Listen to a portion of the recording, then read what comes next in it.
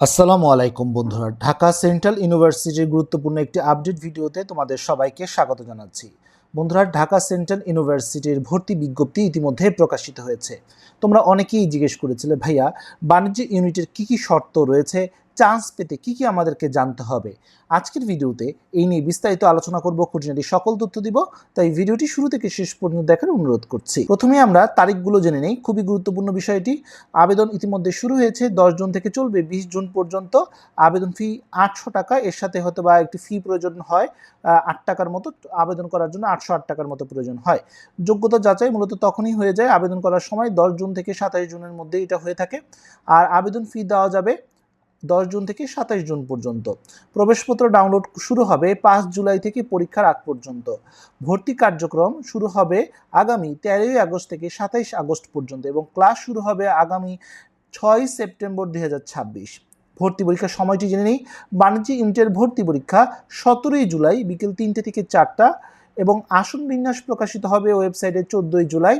ফলাফল প্রকাশিত হবে 20 জুলাই এবং বিষয় বা চয়েস তোমরা দিতে পারবে বা সাবজেক্ট সিলেকশন করতে পারবে অনলাইনে 22 জুলাই থেকে 6 আগস্ট। এবার আসি কলেজ সম্পর্কে ধারণা। তোমরা জানো ঢাকা সেন্ট্রাল ইউনিভার্সিটির 7টি কলেজ রয়েছে। এর মধ্যে 4টি কলেজ হচ্ছে ছাত্রছাত্রী উভয়ের জন্য, যেখানে রয়েছে তিতুমির বাংলা, কবি নজরুল সরকারি কলেজ, রয়েছে শহীদ সোহরাওয়ার্দী কলেজ। শুধু ছাত্রদের জন্য রয়েছে ঢাকা কলেজ এবং শুধু নারী শিক্ষার্থীদের জন্য রয়েছে ইডেন মহিলা কলেজ এবং বেগম বদরুন্নেসা সরকারি মহিলা কলেজ। তার মানে নিশ্চয়ই তোমরা বুঝতে পারছো, একজন ছাত্র তিনি 5টি কলেজের আসন পাচ্ছে, অন্যদিকে ছাত্রী 6টি কলেজের আসন পাচ্ছে। এবার আসি নতুন আসন সংখ্যা কোটা সহ আলোচনা করছি। তোমরা দেখতে পাচ্ছ ঢাকা কলেজে সাধারণদের জন্য 220টি আসন, কোটা রয়েছে 14টি, সব মিলিয়ে প্রায় 234টি। কবি নজরুল সরকারি কলেজে 266টি আসন রয়েছে সাধারণ শিক্ষার্থীদের জন্য, কোটা 20টি এবং মোট আসন রয়েছে 286টি। সরকারি বাংলা কলেজে এখানে কোটা রয়েছে 22টি, সাধারণদের জন্য রয়েছে 315টি আসন, সব মিলিয়ে প্রায় 337টির মতো আসন রয়েছে। সরকারি তিতুমির কলেজে কোটা রয়েছে 28টি, সাধারণদের জন্য রয়েছে 387টি আসন এবং মোট রয়েছে 415টি আসন। শহীদ সোহরাওয়ার্দী কলেজে কোটা রয়েছে 10টি, সাধারণদের জন্য রয়েছে 145টি আসন এবং মোট রয়েছে 155টি আসন। ইডেন মহিলা কলেজে কোটা রয়েছে 28টি, সাধারণদের জন্য রয়েছে 391টি আসন, মোট হচ্ছে 419টি আসন। বেগম বদরুন্নেসা সরকারি মহিলা কলেজে রয়েছে 8টি কোটা এবং সাধারণদের জন্য রয়েছে 143টি আসন, মোট রয়েছে 151টি আসন। তার মানে নিশ্চয়ই তোমরা বুঝতে পারছো এখানে শুধুমাত্র 130টি আসন রয়েছে কোটার জন্য, সাধারণদের জন্য রয়েছে 1867টি এবং মোট রয়েছে 1997টি আসন। তার মানে এখানে কিন্তু প্রতিযোগিতাটা অনেক হবে। এবার আসি আবেদন করার যোগ্যতা। তোমরা জানো আবেদন করার জন্য ভর্তি পরীক্ষা এখানে বাণিজ্য ইউনিটের জন্য 6.5, মানবিকের জন্য 6.0 এবং বিজ্ঞানের জন্য 7.0। মোট জিপিএ এটা আলাদা আলাদা না, এসএসসি এবং এইচএসসির মোট জিপিএ কোনো একটি কম পেলেও অন্যটি দিয়ে তুমি কভার করতে পারবে। সেকেন্ড টাইমেরাও আবেদন করতে পারবে, তবে শর্ত প্রযোজ্য। আর এবার পাশের সাল দেওয়া হয়েছে এসএসসির ক্ষেত্রে 20, 21, 22 এবং 23 এবং এইচএসসির ক্ষেত্রে 24 এবং 25। সেকেন্ড টাইমেরা অবশ্যই আবেদন করতে পারছেন। ভর্তি পরীক্ষাটি কীভাবে হবে একবার জেনে নেই। সাধারণ তথ্য, ভর্তি পরীক্ষা 100 নম্বরে হবে, 1 ঘন্টা অর্থাৎ 60 মিনিট। প্রতিটি ভুল উত্তরের জন্য -0.25 কাটা যাবে এবং মোট পাস নাম্বার হচ্ছে 40। কম পেলে কিন্তু তুমি মেধা তালিকায় স্থান পাবে না, পরবর্তীতে তুমি আর কোনো সুযোগ পাচ্ছ না। ক্যালকুলেটর সহ অন্য কোনো ইলেকট্রনিক ডিভাইস ব্যবহার করতে পারবে না। মানবন্টনটা জেনে নেই। বাংলা, ইংরেজি, হিসাব বিজ্ঞান, ব্যবসা সংগঠন থেকে 20 নাম্বার করে প্রশ্ন আসবে। ফাইন্যান্স অথবা মার্কেটিং যে কোনো একটা অ্যান্সার করতে পারবে, 20 নাম্বার, সর্বমোট 100 নাম্বার। আর বিভাগ পরিবর্তনের কোনো ইউনিট নেই, নিজ ইউনিটই তুমি পরীক্ষা দিতে পারবে, পরবর্তীতে তুমি বিভাগ পরিবর্তনের সুযোগ পাবে। এবার আসি মেরিট লিস্ট কীভাবে করা হবে। এখানে ভর্তি পরীক্ষা 100 নাম্বার, জিপিএর উপর রাখা হচ্ছে 20 নাম্বার, অর্থাৎ এসএসসি জিপিএকে 2 দিয়ে গুণ করে সর্বোচ্চ 10 নাম্বার, এইচএসসি জিপিএকে 2 দিয়ে গুণ করে সর্বোচ্চ 10 নাম্বার, সর্বমোট 20 নাম্বার এবং পুরো 120 নাম্বার উপর ভিত্তি করে মেধা তালিকা প্রণয়ন করা হবে। এবার আসি অন্যান্য শর্ত।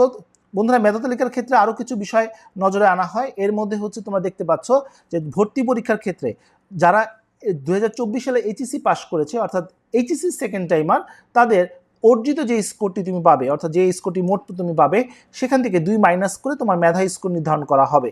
যখন তোমার চূড়ান্ত মেধাক্রম তৈরি করা হবে, কয়েকটি বিষয় এটার উপরে নজর রাখা হবে। প্রথমেই দেখা হবে এইচএসসি সমমান পরীক্ষার উইদাউট 4th সাবজেক্টে তোমার জিপিএ কত। যদি সেটা সমান হয়ে যায়, তারপর দেখবে এইচএসসির পরীক্ষার জিপিএ উইথ 4 সাবজেক্টে তোমার কত আসে। এরপর দেখবে এসএসসি সমান পরীক্ষার উইদাউট 4 সাবজেক্ট সহ জিপিএ কত আসে। আর সর্বশেষ দেখবে এসএসসি পরীক্ষার উইথ 4 সাবজেক্ট সহ জিপিএ তোমার কত আসে। এবার আসি কিছু নতুন এবং গুরুত্বপূর্ণ সত্য। সেকেন্ড টাইমারদের যেটা বললাম, মোট স্কোর থেকে 2 মাইনাস করা হবে। কোটা না থাকলে সেই আসন সাধারণদের সাথে যুক্ত করে দেওয়া হবে। অন্য শিক্ষার্থীদের ছবি ব্যবহার করে পরীক্ষা বাতিল এবং আইনানুগ ব্যবস্থা তোমার বিরুদ্ধে নেওয়া হবে। এবং চয়েস দেওয়ার সময় কোটা দিতে হবে। অনেকেই প্রশ্ন করেছিলে, ভাই আবেদন করার সময় তো কোটা দেখলাম না, কোটাটা পরে দিতে হবে, এখন দিতে হবে না। এবার আসি ব্যবসা শিক্ষা ইউনিটের বিষয়গুলো। তোমরা দেখতে পাচ্ছ ব্যবসা শিক্ষা শিক্ষার্থীদের তাদের নিজের বিভাগে মার্কেটিং, ম্যানেজমেন্ট, হিসাব বিজ্ঞান এবং ফাইন্যান্স, এই 4টি বিষয় তার কোর্স সাবজেক্ট। এগুলোতে তোমরা অবশ্যই বেশি আসন রয়েছে, এখানে যেতে পারবে। মানবিক শাখাও তোমরা চাইলে বিভাগ পরিবর্তন করতে পারবে। মানবিক শাখার ক্ষেত্রে বাংলা, ইংরেজি, ইতিহাস, দর্শন, ইসলামী ইতিহাস ও সংস্কৃতি, ইসলামিক স্টাডিজ, অর্থনীতি, রাষ্ট্রবিজ্ঞান, সমাজবিজ্ঞান, সমাজকর্ম, আরবিতে তুমি যেতে পারবে। আর বিজ্ঞান বিভাগের ক্ষেত্রে 4টি সাবজেক্টে তুমি যেতে পারবে। একটি হচ্ছে ভূগোল ও পরিবেশ, মনোবিজ্ঞান, পরিসংখ্যান এবং গার্হস্থ্য অর্থনীতি। অনেকেই জিজ্ঞেস করেছিলে, ভাইয়া ব্যবসা শিক্ষা ইউনিটের জন্য কি আলাদা কোনো শর্ত রয়েছে? তোমার নিজের ইউনিটের জন্য আলাদা কোনো শর্ত নেই, তবে অন্য ইউনিটে যদি তুমি বিভাগ পরিবর্তন করতে চাও, যেমন তুমি বাংলা সাবজেক্টটি পড়তে চাও, তাহলে বাংলার জন্য যে শর্তটি রয়েছে সেটা তোমাকে পূরণ করতে হবে। এর জন্য আর্টসের জন্য যে আমি ভিডিওটি দিয়েছি সেটা তোমরা দেখে নিতে পারো, সেখানে আমি বাংলা, ইংরেজি, ইতিহাস প্রত্যেকটি শর্ত নিয়ে আলোচনা করেছি। বিজ্ঞান বিভাগে তুমি যদি বিভাগ পরিবর্তন করতে চাও, তাহলে বিজ্ঞান বিভাগের এই 4টি সাবজেক্টের জন্য যে শর্তটি দেওয়া রয়েছে সেটা তোমাকে পূরণ করতে হবে। এবার আসি কোটা তত্ত্ব। তোমরা দেখতে পাচ্ছ এবার মুক্তিযোদ্ধার সন্তান 5%, উপজাতি নিগোষ্ঠী 1%, হরিজন দলিত 1%, প্রতিবন্ধী 1% দেওয়া হয়েছে এবং অন্যান্য শর্ত তোমরা স্ক্রিনে দেখতে পাচ্ছ। সর্বশেষ একটি প্রশ্ন তোমরা অনেকেই করো যে ভাইয়া আমরা কত পেলে চান্স পেতে পারি? বন্ধুরা, এবার যেহেতু আসন সংখ্যা অনেক কমে গেছে, তাই স্কোর এবং ভর্তি পরীক্ষা 2 জায়গায় তোমাকে ভালো করতে হবে। ভর্তি পরীক্ষায় ভালো করার পাশাপাশি তোমার জিপিও ভালো থাকতে হবে। কোনো একটি জায়গায় যদি কম থাকে তাহলে কিন্তু তুমি প্রতিযোগিতায় পিছিয়ে যাবে, কারণ আসন সংখ্যা কম। যখন 7 কলেজ ছিল ঢাকা বিশ্ববিদ্যালয়ের অধীনে, তখন কিন্তু আসন সংখ্যা বেশি ছিল, এখন কিন্তু আসন সংখ্যা কমে গেছে। প্রশ্ন আসতে পারে, ভাইয়া ভর্তি পরীক্ষায় কত নাম্বার পেলে মোটামুটি একটি সম্ভাবনা রয়েছে? তোমাকে 55+ তোমাকে পেতে হবে, তাহলে তোমার একটি সম্ভাবনা হতে পারে। তবে সেটা যে তোমার পছন্দের সাবজেক্ট হবে এমন কোনো কথা নেই, তুমি যে কোনো একটি সাবজেক্ট পেয়ে যেতে পারো। তবে 55+ তোমাকে পেতে হবে 100 নাম্বারের মধ্যে। যদি জিপিএ তোমার কম থাকে, অর্থাৎ 20-এর মধ্যে তোমার কম জিপিএ রয়েছে, সেক্ষেত্রে তোমাকে ভর্তি পরীক্ষায় আরও ভালো করতে হবে। আর 20 যদি থেকে থাকে, তাহলে কিছুটা সম্ভাবনা তোমার থাকবে। আশা করি পুরো বিষয়টা তোমরা বুঝতে পেরেছো।